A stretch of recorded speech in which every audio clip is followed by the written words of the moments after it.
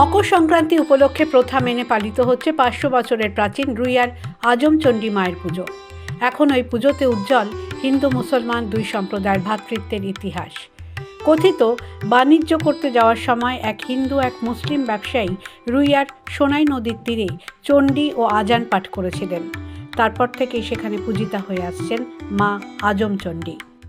এই পুজোটা অ্যাকচুয়ালি আমরা শুনে আসছি প্রায় 500 বছর আগে থেকে এই পুজোটা হচ্ছে, এবং একটা সময় ছিল যে সময়ে এখানে একদিনের পুজো হতো এবং একদিনেই মেলা শেষ হয়ে যেত।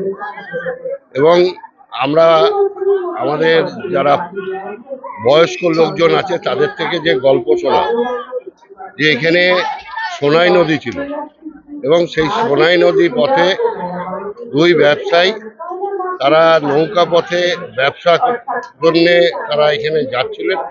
সেই সময় এখানে তারা বিশ্রাম করে এবং সেই বিশ্রামের সময় একজন হিন্দু এবং একজন মুসলিম ছিলেন, একজন আজান দিয়েছিলেন এখানে এবং একজন চণ্ডী পাঠ করেছিলেন। বুধবার রাত 12টা থেকে শুরু হয় মায়ের পুজো। দিনভর ভক্ত সমাগমের মধ্যে দিয়ে মা আজমচণ্ডীর পূজার্চনা শুরু হয়। মন্দির চত্বরের বাইরে পসরা সাজিয়ে মেলা বসিয়েছেন দোকানিরা। ভক্তদের ভিড়ে গমগম করছে গোটা এলাকা। ব্যারাকপুর থেকে প্রতীতি ঘোষের রিপোর্ট, দ্য ওয়াল।